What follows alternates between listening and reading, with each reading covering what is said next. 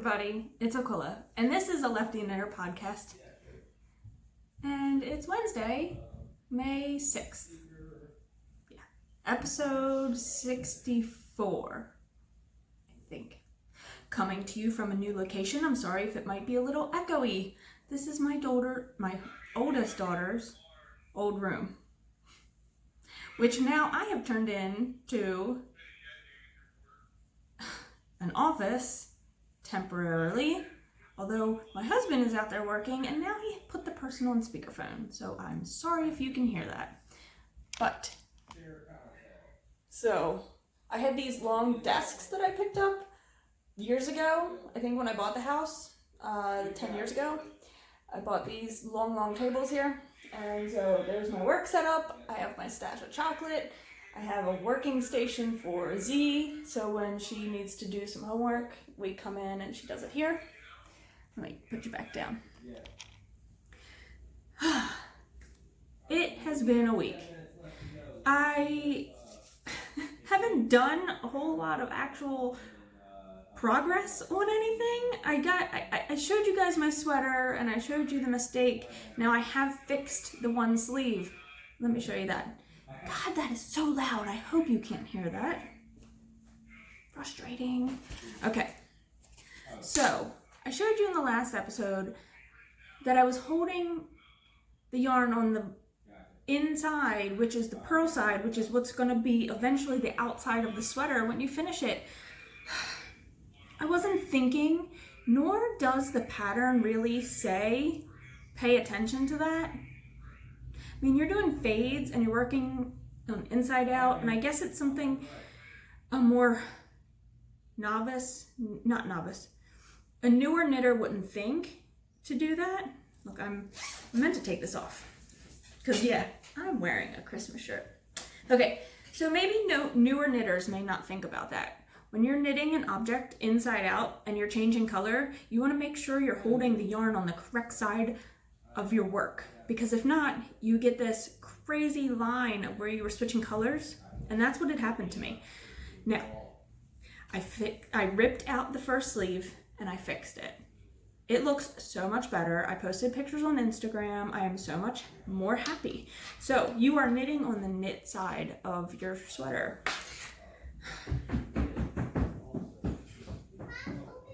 And now here comes Z.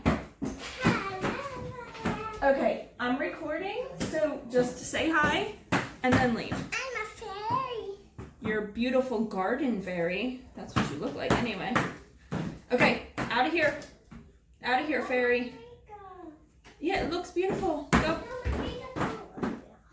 Okay. Shut the door.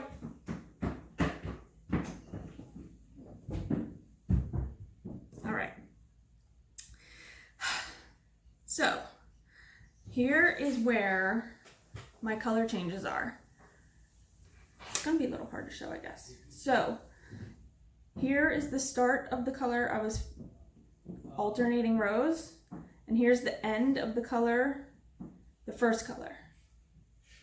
So I alternated all in here, and here is where I moved my yarn to the outside of the work, which was the knit side. I switched my color. I moved the working color to the back side because I'm knitting, so the yarn is in the back, and I knit.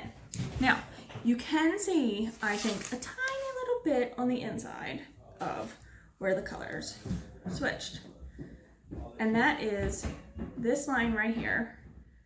And that will be on the outside of the sweater, but I don't think that is very visible. Looks way better than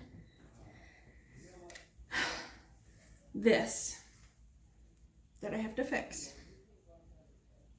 Oh, because it's on the inside. I'm sorry. That I have to fix. This right here. This hot mess right there. This looks way worse than what I just showed you on the inside of that sleeve. Now, I am connected to yarn because I am doing my second sleeve. Oh boy, what'd you Doing the second sleeve. I was talking about this on Instagram, obviously. And Andy.the.nitrous, and it's Andy, A-N-D-I, and I thanked her profusely 100 times, I think, came up with a really good idea. I've never done this, though. She said, "You didn't rip it out yet, right?" And I was like, "No, I haven't." Drop down that stitch all the way to where your color changes are. I was like, holy moly, that's a lot of rows, cause that's a lot of rows. I mean, that's from here all the way down here. So I need to figure out which stitch is the one that goes all the way up. I need to undo my bind off, and then I need to try to drop that stitch. That's a lot of rows. I've dropped down 1 or 2 stitches before. I've fixed very little things by doing that. Usually I'll rip back or I'll tink back and fix things because I notice them quicker. This obviously not. I am a little worried, although she's like, just use the crochet hook and bring that stitch all the way back up. But I need to figure out how I'm going to do that so that the color change part is on the knit side. I'll just have to do it. And if it doesn't work, I was gonna frog it anyway. Eek. I never mentioned that you can find me on Instagram as aquilladahun and a Lefty Knitter podcast. It's raining outside. This weather. Our governor just came on today and was like, well, our numbers are not declining yet, so we are not going to be starting phase 1 of reopening. Although I feel like he's under some pressure, and he did open state parks for camping and recreational activities. But I guess unless you have your own self-contained restroom in your camper, which we don't, you don't want to be using the bathhouses, I guess. I'm not quite sure. We're supposed to be leaving next weekend for the Outer Banks. We still have a ban on travel. You're not allowed to leave the state, or it can be up to a $5,000 fine. Although Dare County is opening up on May 16th. And that's in Outer Banks. Cool. No rush whatsoever. We're probably just not going to be able to go. All right. The only other project I have currently active working on right now is that 3-color cashmere cowl, and I got to the point where you're changing colors every 2 rows between the first 2 colors. So I've done the 4 repeats of that eyelet section. Oh, the lighting in here is really great. And I have done my first 2-row color change. That's where I'm at with that. Yeah. I did cake up some yarn. Well, I hand wound some yarn because I was like, I'm dying for something new. So I pulled this out. This is Hipstrings yarn. If you've never used Hipstrings, this is their double minor base, or double minor sock set, I should say, because it's fingering weight yarn. It's 400 yards total. And it comes in 2 hanks, so you get 2, because here's the hank. Now this one is colorway Raven and Green Fairy, so it goes from Raven to Green Fairy. And then the other one I already hand wound, so you can tell this is the Raven end. So you can knit both of your socks and they fade from one color to the other color. I think when I wind the other one, I'm going to do the Raven on the inside and the Green Fairy on the outside, so my socks will go in opposite directions, because that doesn't bother me. I've never used their yarn before, so I'm quite excited. It was really beautiful winding this up, so I'm really quite excited about that. I had a lot of issues winding it. I must have hit, not a snag, but I hit a problem when I was. But you can kind of see how there's all that green to all the black, and then the grays in between, and that's really beautiful. All right, so we're still on bird watch, obviously. There's only 4. I think the 5th one just never made it from hatching. Not quite sure what happened. It's nature. It's gonna happen, right? So, but we have been watching. I showed a video and I didn't know what was going on, so I had to Google it. And I Googled it. There are some birds that the mama bird obviously feeds the baby birds. And when the baby birds need to go to the bathroom, they don't actually go to the bathroom. It comes up. So in that video, there was like this white looking thing that came out of the baby bird, and the mama took it and ate it. Well, that's what she eats in supplement to worms herself and feeding her babies. Now, once the bacteria starts growing and they get to a certain age, the babies will go potty the other way, and the mama won't do that anymore, and she will just pick that out of the nest and kind of throw it out of the nest. It's like, wow, that's pretty interesting. We're on day 6. It's only 2 weeks before they're like fledglings, and they start trying to fly out of the nest, and that's a worrisome time for me, and I'm not even the mama. It worries me because we have a stray neighborhood cat. I'm wondering how I could catch it. I want all my babies to live. Okay, I'm gonna end this. So yeah, interesting facts about birds that I just learned myself. This is Saturday, Aquila, so I'm going to be inserting this video somewhere in the episode. But I needed to record these because I'm going to take them over to my daughter's new house, and I wanted to show you. This was the Scrubby yarn, and I didn't tell you colorways or anything, so let me tell you that. This is Red Heart Scrubby. And this color is Almond. They have, when you go to look for Scrubby, there's solids and then there's like tonals or variegateds. I can't remember what they called them. This was in like the variegated, not the solid. This was a solid. This one was called Cherry. That one must have been returned because the label's ripped, whatever. And then this one's called Marble. So I kind of freehand the pattern that's given here. I told you guys when I made them the first time, I didn't like how flimsy they were. So it calls for a double crochet. It's too flimsy. I like it a little, I like the fabric to be a little more stiff for a scrubby, because I feel like when I'm scrubbing with a really flimsy one, soap goes everywhere, kind of makes a mess. So I've been doing half double crochets, and I couldn't remember what I was doing, so all 3 of these look a little different. This one looks a little wonky because my increases were weird, and this one's the smallest of the 3, so this one is palm of my hand, I guess. I could measure it. Oh, and I also am using a Tulip I-9, which is 5.5 millimeter.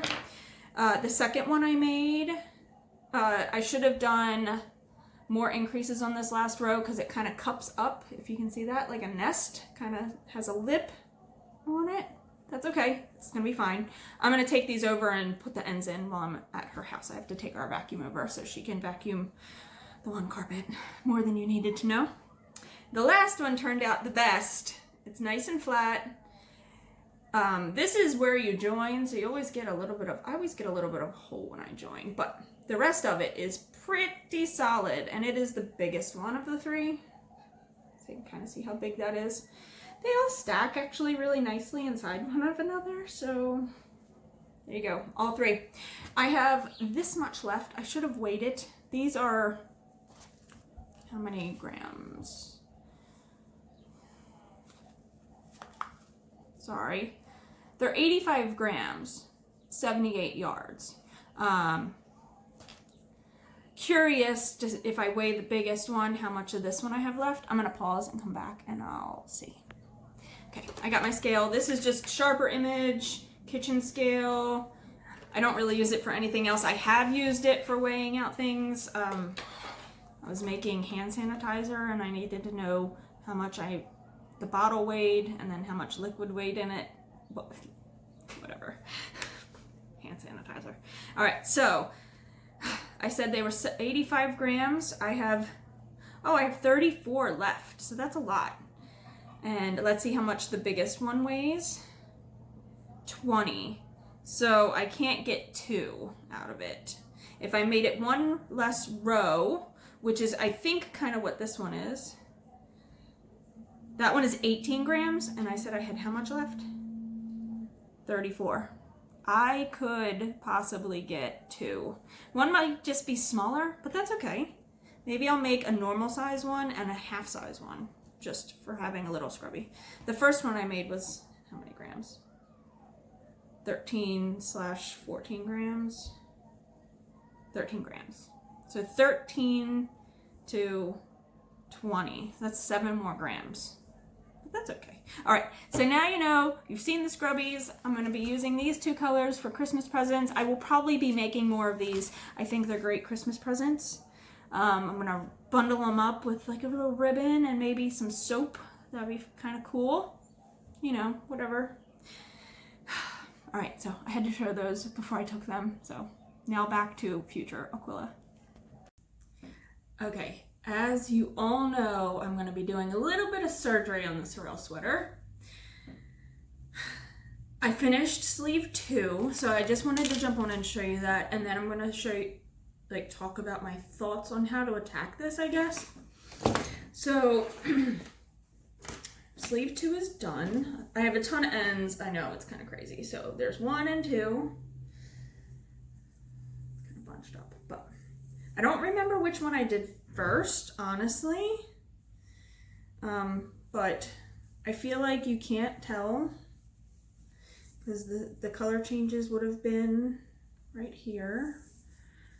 So I don't feel like that is as noticeable because you see a little bit of a silver line from the mohair, but it's definitely not as visible as it was.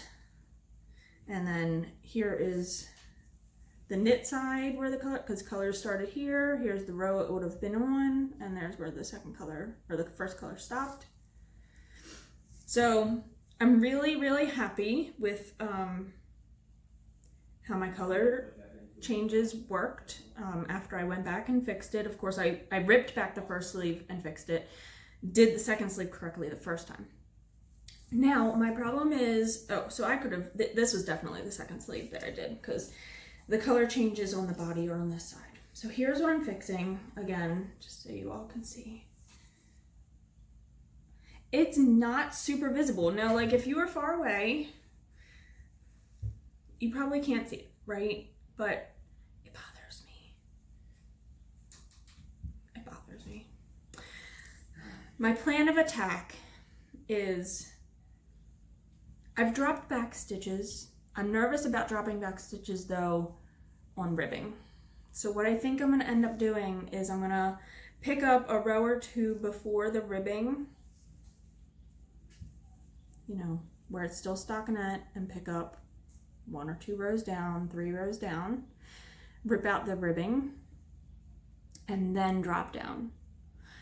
I think finding my stitch, because that always trips me up, which stitch this column is, what stitch is it up in the ribbing. That trips me up for some reason.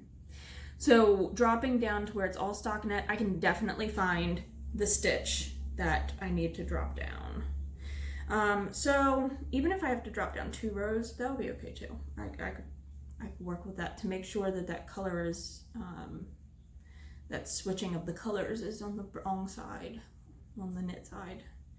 So I need to, that'll be my first plan. I don't think I'm gonna video any of this. I just don't think it's worthy, and it's gonna be like super time lapse, and maybe once I start laddering up and pulling my stitches back up,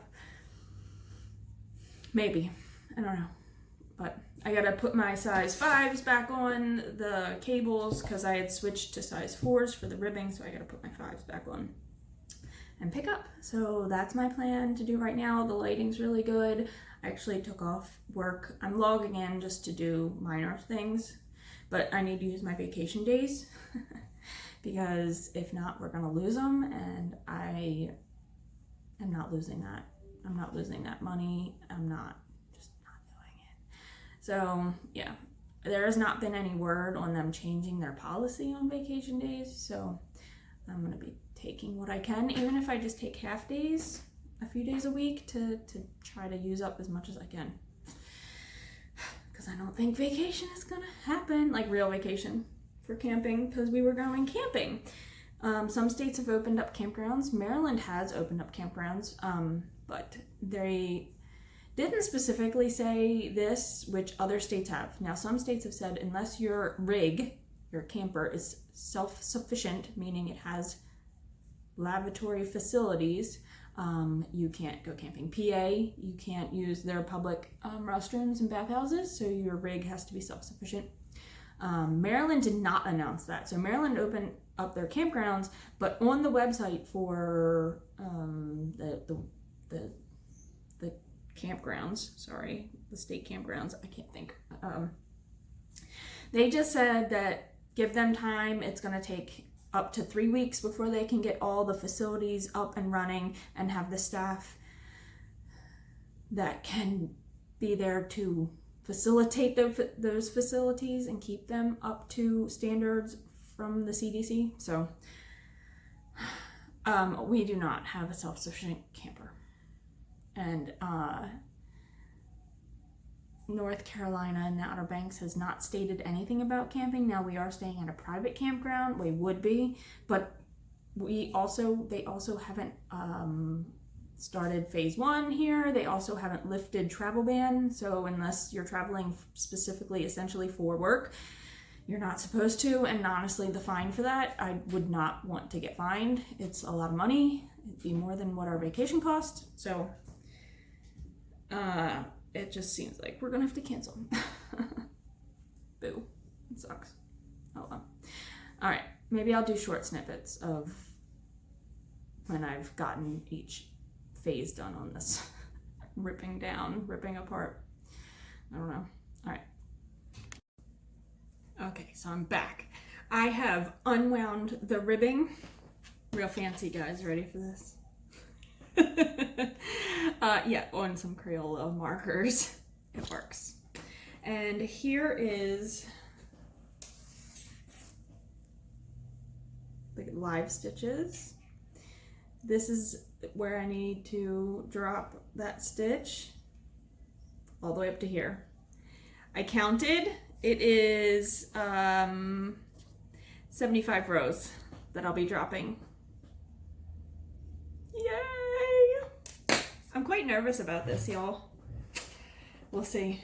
Wonder if I should just do a little video of dropping it, like looking down. I don't know. All right, but I'm doing it. I'm gonna get a stitch marker ready. There's a stitch marker. Get it open and ready. Although I think with the mohair, it's kind of sticky and it's not gonna drop down. It's not gonna drop fast. I'm gonna have to unpick it. So here we go. Oh, good. Oh, I'm doing it. I'm doing it.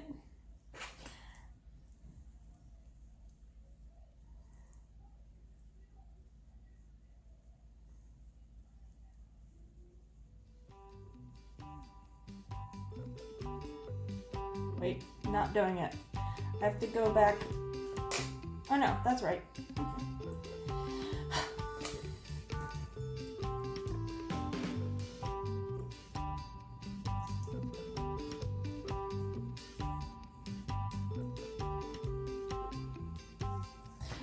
The mohair is really sticky.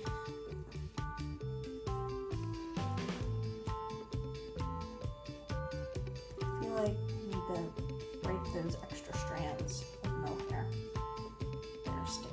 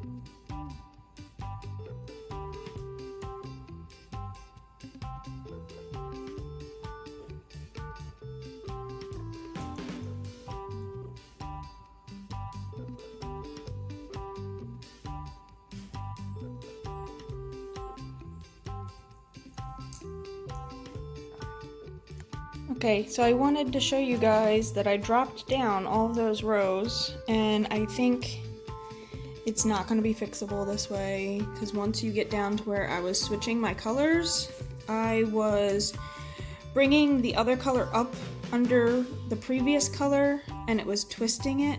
See where I was twisting it? And I don't think that's going to be fixable by just dropping down. I think that's a whole... I'm gonna have to rip out to fix that. It's depressing, but I tried it, and it is what it is, right? And at least it's something that can be fixed, unlike something that can't be fixed, like, I don't know, sewing, and you can't rip something out with a seam ripper, you know? Like, so it's something that's fixable, and we all make mistakes and we learn from them, so. Okay guys, you ready?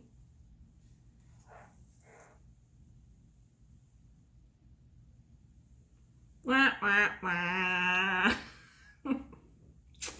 I ripped it back. I'm gonna pause here and I'm gonna insert pictures. Ready?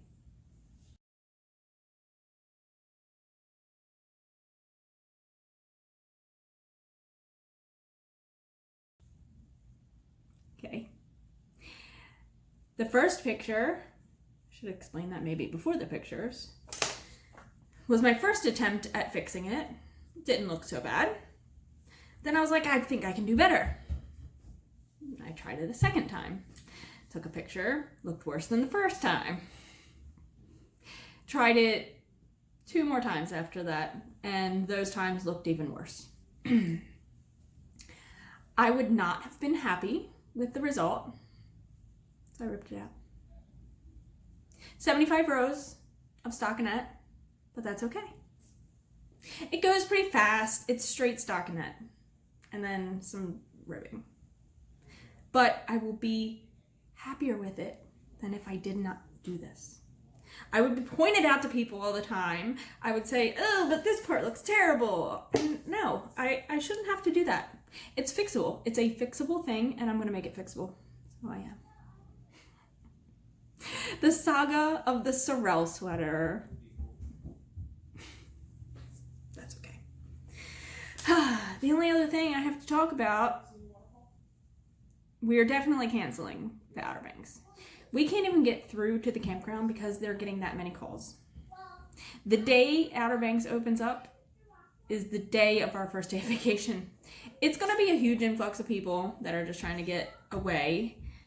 And because there's no school, I feel like it's going to be worse, and it's going to be more crowded, and there's not a ton of places where we go for like restaurants. There's one grocery store, the hospital's an hour and a half away. We're just not taking that chance.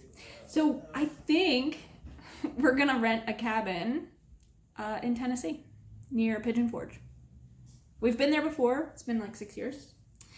We can self-isolate. There's no sharing of bathrooms. Yeah. I mean, it'd be the same as if we were grocery shopping somewhere else and bringing stuff home. We're going to clean it and whatever. I think that's what's happening. It hasn't been fully decided yet. I showed you guys the yarn that we wound up.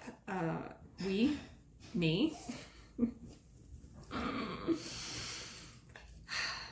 This was the, I don't want to screw up the name of the yarn. Here's the yarn, Hipstrings. It's the double minor, so you get 2 skeins and you can knit them exactly the same as a gradient, or you can knit them opposite. I'm gonna knit them opposite because that's fun. I started it, so I'm using a US size 1, 9-inch circular. I love 9-inch circular needles. I think I'm going to do a heel flap and gusset on these so I can use as much yarn as possible. So the leg will actually probably a little bit longer than normal too. 64 stitches. You can see that it's already starting to change a little from super, super dark to like that marled gray black. 64 stitches, 2x2 rib. I did that for 20 rounds, and I'm just knitting on the leg. Not done anything else on the 3-color cashmere cowl. I tried to order yarn to make John's sweater because he's been complaining about it, right? So I went on the Woolly Thistle's website and I wanted to buy the 2-ply Jameson yarn, the jumper, the 2-ply, I know what I'm talking about. The colors I wanted are not available. I was not gonna change my mind. And I put in my email and said, let me know when it's available. The sweater I am making him is the Once and Floral sweater by Maxim Sear. He designed it kind of to be, what is the character's name from Schitt's Creek? The son. David. That's it. It's David. It looks like something he might wear, and their last name is Rose, so it has the roses all across the yoke. I'm doing John's sweater in a dark gray with the background of the yoke being white, and the roses a dark crimson red. That's what I'm doing. I thought about doing a brown sweater, like a deep brown, like chocolatey, but I think I'm not going to do that. I'm sorry, the body will be dark gray. The background will be a very light gray and not white with the red roses. I haven't decided yet. Once the dark is available, I'll then make the decision for the background color. But the roses are definitely going to be a super dark crimson-y red. So yeah, this is really nice to work with. It's I didn't tell you the content of the yarn, but I've never used this. I've never used it, I don't think, before in any of my other yarn projects. But it's 90% superwash targy. So I don't think I've ever bought already spun targy. I think I've spun some targy before. And then it's 10% nylon, and it's a 3-ply. And I like it. I like it a lot. You get 400 yards for 3.5 ounces, 100 grams. I thought 4 grams was ounces was 100 grams. Now I need to know. Let's look it up. Where's my Google? I know I have a Google. How many grams is 3.5 ounces? 3.5 ounces is 99.223 grams. 99.22 grams. So it's not exactly 3.5 ounces, or it's not exactly 100 grams. But wait a minute. Now I need to know 4 ounces. 4 ounces equals how many grams? 4 ounces is 113.398 grams. To convert from ounces to grams, multiply the... I guess I've never paid enough attention to all my other yarn labels. Now I'm curious. Now I'm looking. I don't know why. Y'all are probably like, she's just crazy. But I need to know. I can't really use this one because I think it's got more. It doesn't even have the ounces on it. Hold on. Does the Knit Picks have the ounces on it? I think they do. So let's see. No, they don't have ounces either. They just have yards to grams. And I think a lot of places maybe only have yards to grams. So I'm thinking more of like, it's more, a lot of skeins are usually 400 and some yards to 100 grams maybe is what I'm thinking. Maybe. Because, you know, it all depends on how tightly spun it is or how many plies and whatnot. Okay. All right, other than that, it is very windy here today, weather report. We're not doing much of anything else. It's been a week since MJ left us. We miss her. Every time she comes to like visit us, Hazel gets really upset when she leaves. We all miss her. It's very weird not having her here.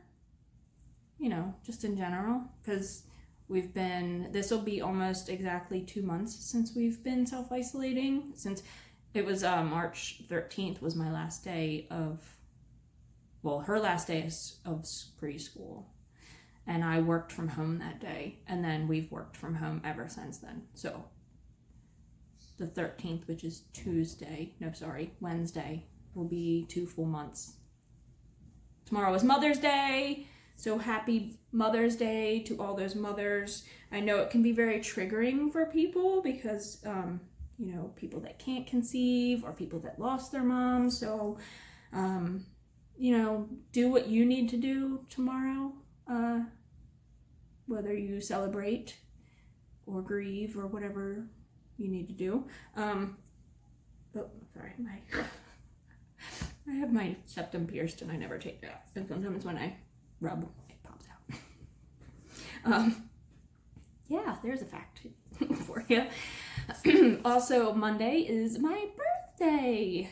I'll be 25. Not true at all. Yeah. Here's all my balls of yarn that I need to now put back. I had a little trouble.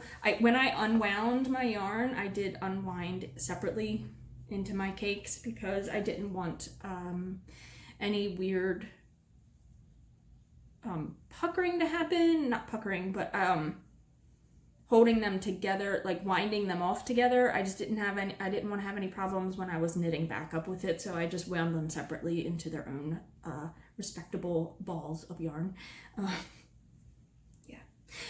So my birthday, and that's Monday.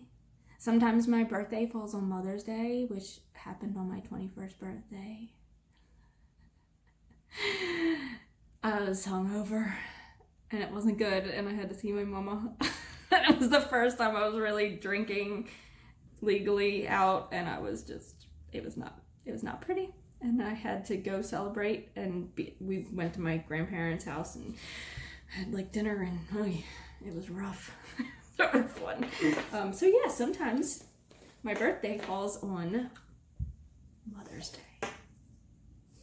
It never falls on sheep and wool though, because my birthday is the 11th and it's always the first weekend, so it's never past the 6th or 7th of the month for sheep and wool. So it's near my birthday, but not on my birthday. So it's kind of cool because John always usually gets me something for my birthday or / Mother's Day from Sheep and Wool, Maryland Sheep and Wool, which is exciting because I'm getting yarn or yarn tools. So that's fun. But yeah, that's about it. I don't have much else to say. I did download the new pattern I thought it was super cool looking, and now I need to talk about it because I bought it. I wanted it, so I bought it. And she has the pay as you go, or pay what you feel. I don't know what to call that. That is not what it's called. Where you can pay what you deem necessary based on your income, I guess I should say. So I did buy this. Let me find it. I'm sorry. I'm making a mess of thoughts here. You may have seen her, Aroha Knits, I believe is her Instagram handle. And I'm going to butcher her first name, so I don't want to do that. Francoise Danoy. Oh, she has a thing so you can listen and hear it. It's not going to do it. Francoise Danoy of Adaha Knits. Oh, and it's not Aroha Knits. That's wrong too. I'll play it again. Let me turn my volume up and you can hear. Francoise Danoy of Adaha Knits. There you go. So if you go to her her Ravelry page, you could listen to that yourself. She just released. Sorry, I say she, and I probably should never do that either because you don't know. You don't want to do that, right? So she could go by they. Just saying. Totally off topic. She just released the Ocean Pathways cowl, and I thought it was beautiful. And it's called the Pay What Works is what she calls it. So you pay the price you feel works for you. I paid full price, which right now is also discounted through May 15th to celebrate its launch. So it's a discount on all the price platforms. And let me just show you, because it's beautiful. Now you can knit it as a cowl, straight up and down, or you can knit it as a cowl as a loop. That is just, I love that patterning. She talks about the patterning in the Ravelry page, so you can also knit it this way, a cowl this way, so the ribbing is at the top and the bottom, or you can connect it and make a loop, which I think is ingenious that you can do it both ways. I think that's really awesome. And now I've lost the page.